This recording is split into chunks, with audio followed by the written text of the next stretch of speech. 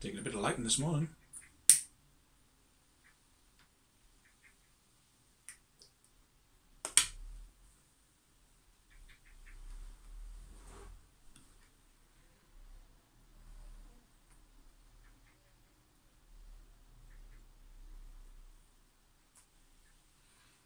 Smoking the Le Van Cleef Meerschaum. My second bowl of GLP's Westminster. Really am enjoying this. A lot nicer in the Meerschaum because I don't know why in the Briar Pipe, but the Latakia isn't coming through much, but in this, definitely getting it a lot more.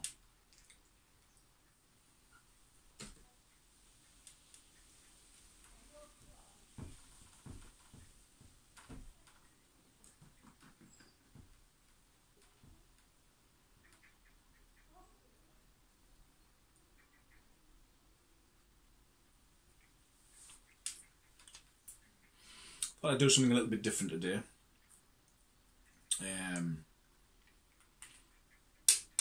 Thought I'd talk about another passion of mine, which is books. So if you're not interested in books or anything, this might not be a one for you.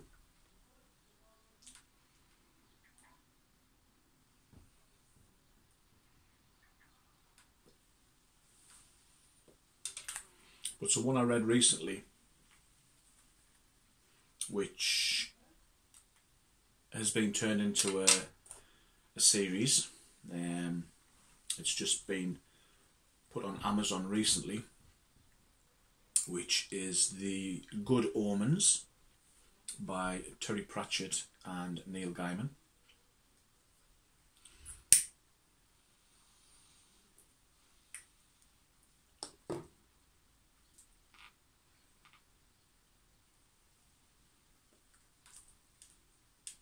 If you like Neil Gaiman or Terry Pratchett,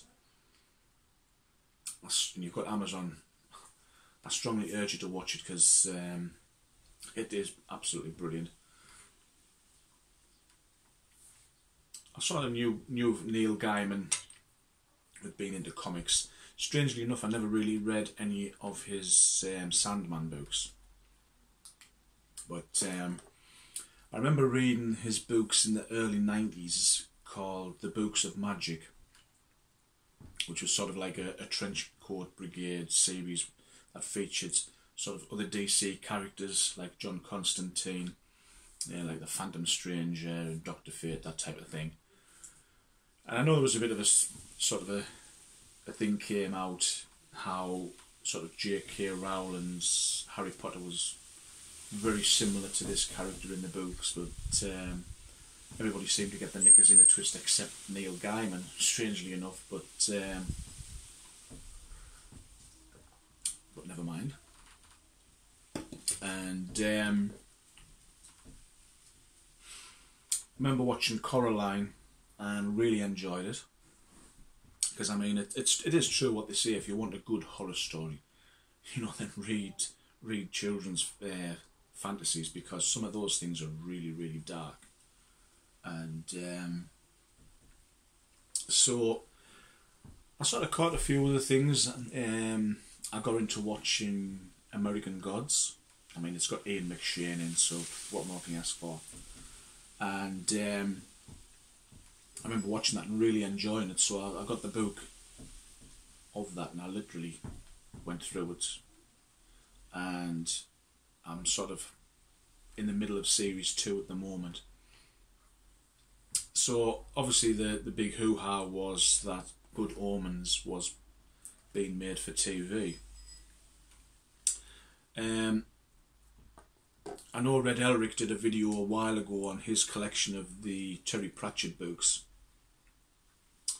and because I knew that there was the hype about Good Omens, I decided to get the book and have a go.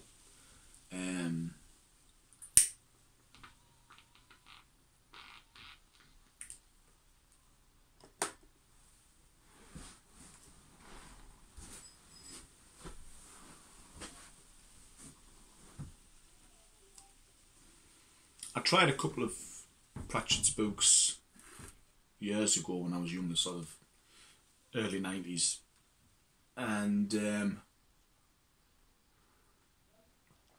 I think at the time I wasn't really into like humorous books. That was sort of I was going through a bit of a Stephen King phase then, and so I never really appreciated them for what they were. I think the good thing about his books is that you don't really need to read them in any particular order. Each book is sort of like a standalone story within the Discworld.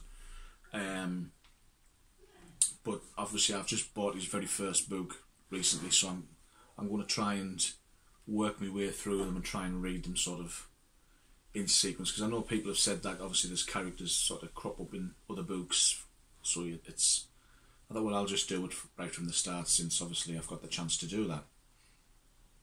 But anyway, Good Omens was the collaboration between Terry Pratchett and Neil Gaiman.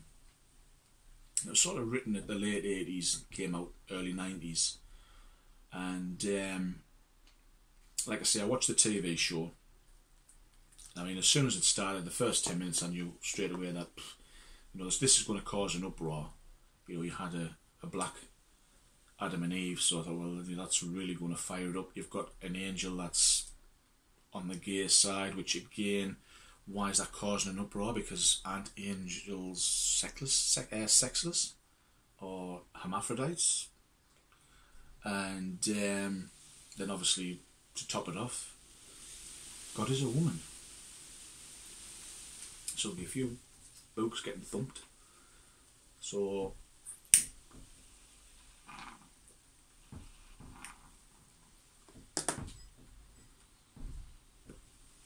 I got the book when Red Elric was talking about them. So I did read the book before I watched the series. Naturally, you've got to realise that this book was written sort of late 80s, early 90s, so they sort of updated it a little bit for the TV show, which I have to say, as adaptations go, they've done an absolutely fantastic job. A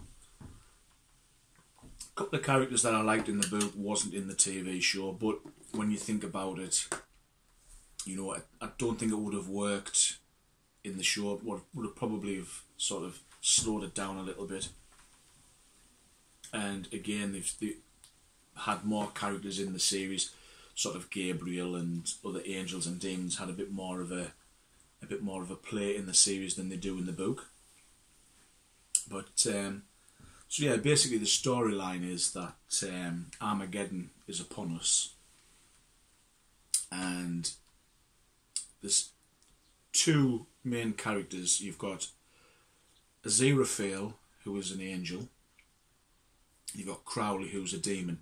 And they've basically been on Earth since its creation. And unbeknown to heaven and hell, you don't realise that these two have got sort of a friendship going, as much as an agreement, where there's one case where both angels need to do something in Edinburgh, Scotland, so they sort of come up with an agreement that they'll do the job of each other when they can, so they don't both have to trail to the same place, type of things. And it's hilarious, it's really funny. And so basically the storyline is that Crowley has to deliver the Antichrist to start Armageddon, and he hands it into this nunnery run by these satanic nuns, and there's a monumental cock-up, and the Antichrist ends up in this little sleepy town in England. And so naturally it's trying to sort it out and figure out what's happened to him and work the way through and how they can bring about the end of the world. But obviously the thing is with these two guys is, you know, they kind of like the world the way it is, and so as you can imagine, it's really funny.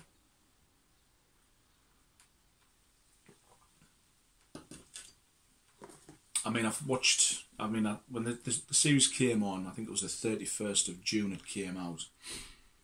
And no, it wasn't the 31st of June. When did it come out? I think it wasn't the end of June. I can't remember when it came out now. But anyway, it came out, the day it came out, and I realised they had the full 6 episodes on Amazon. So I thought, no, I'm just going to take my time with it, and no. I literally went through the whole 6 episodes in one sitting, and which I pretty much did with the book. I couldn't put the book down. And I've since watched it again. I've read the book again. So yeah, if you're into that type of thing, give it a go and let us know what you think.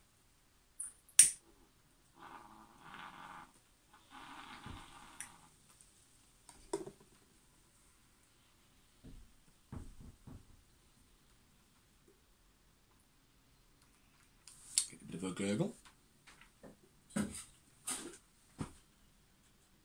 But yeah, I used to be a real big comic and book collector. And I mean, it got ridiculous. It got to the point where when I was moving house, I would literally have half a van of just books and comics.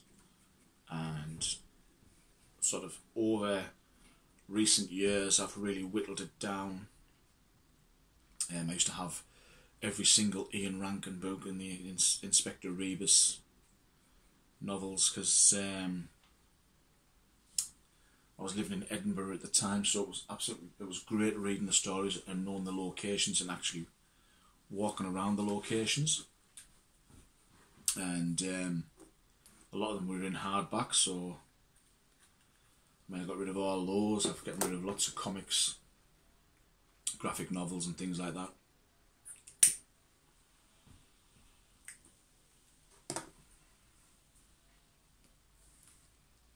More so recently, in the last year, I've really been getting through, such as the Sherlock Holmes books. I've been going through the sort of H.P. Lovecraft. I'm reading short stories at the moment. I think it's Shadows Over Baker Street, which is sort of a Lovecraftian Sherlock Holmes story arc, which is pretty good. I think this one of the stories was written by Neil Gaiman. So I've been really enjoying that. I think for me the best thing I ever bought was a Kindle, because I got to the point where I was getting banned from going into charity shops, and because I would come out with sort of 2 carry bag fulls.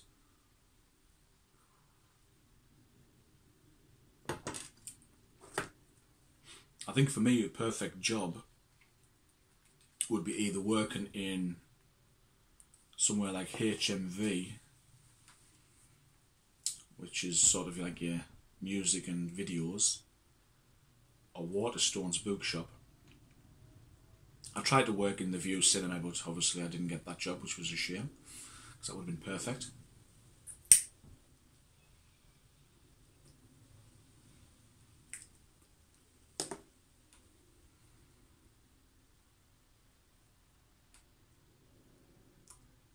I mean, let's be honest, a pipe and a good book, what more do you want?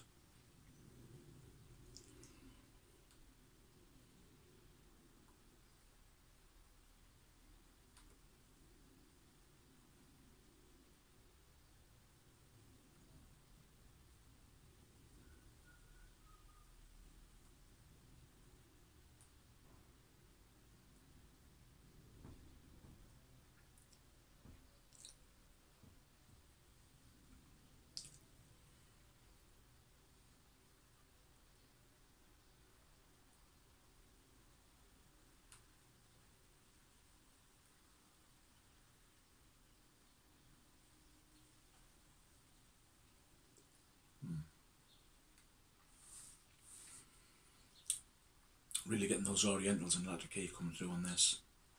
Really nice.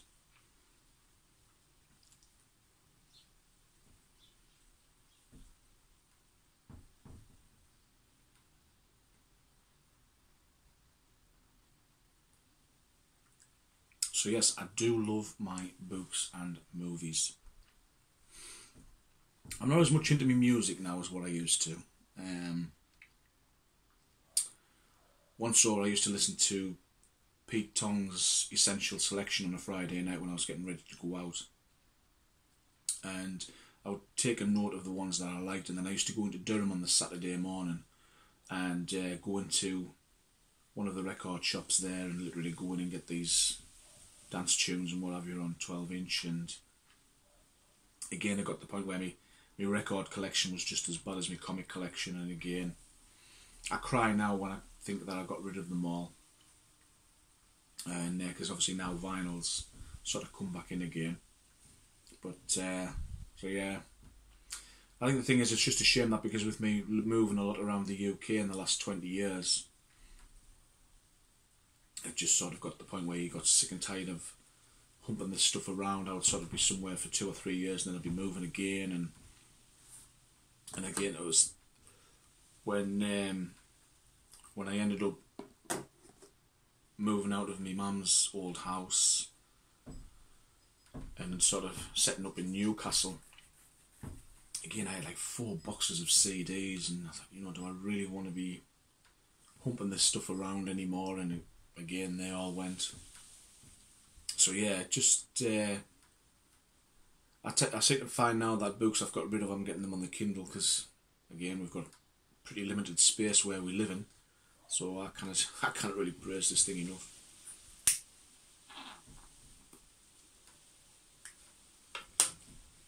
But you can't beat the feel of a book in your hand. You know, when you get that lovely smell from it, and especially if you get an old book in a charity shop, and you know, and it came out in sort of like the early 80s, and you get that nice aged smell to it.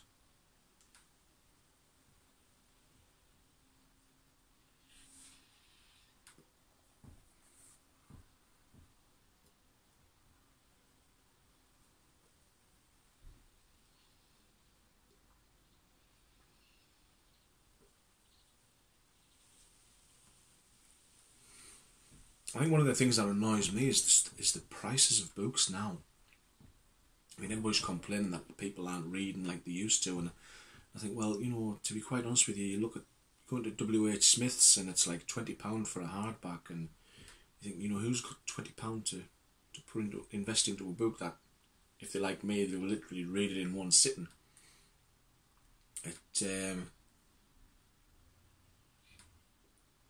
You know, they're closing libraries down, councils are cutting back on them, and so it's not like you can pop to your local library anymore and, you know, get something from there. I mean, before internet and, you know, you need your references. I was forever in the library, sifting through stuff, looking in there for information and what have you, and, you know, it is just a shame that everything's dying out.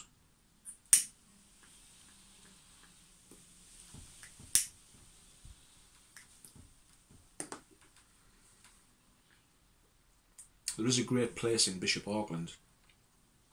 It's a little charity place set up, and you're allowed 5 books for free. So you sort of go in, get 5 books, away you go. I mean, I also tend to put something in the collection box anyway, but the great thing is, when I've read the books, I take them back and put them back in the shop, and so it's nice to know that like someone else is going to be able to pick it up and read it.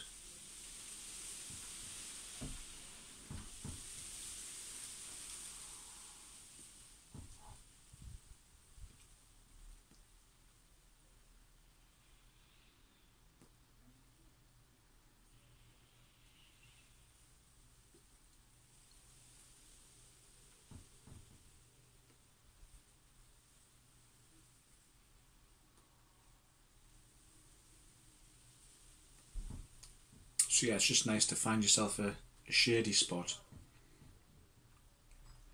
good tobacco, and head off in a good book.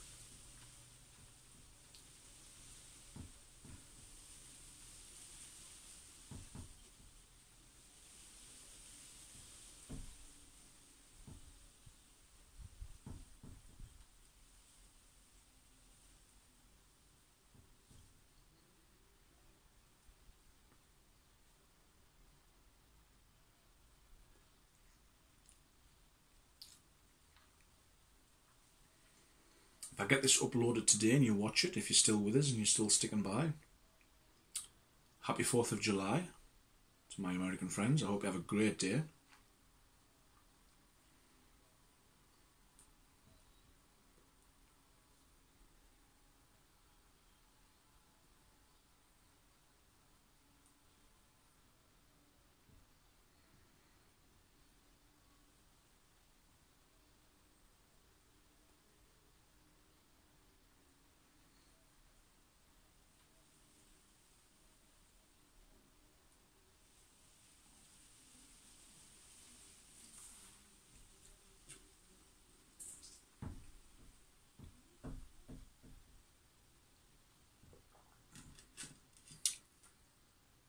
Well, got my book, got my pipe, got my coffee. I think I'll wrap up there. Thank you for watching. Thank you for subscribing. I hope wherever you are, you're safe, you're well, and you're happy. You're enjoying a bowl. I'll see you all in the next one. Bye for now.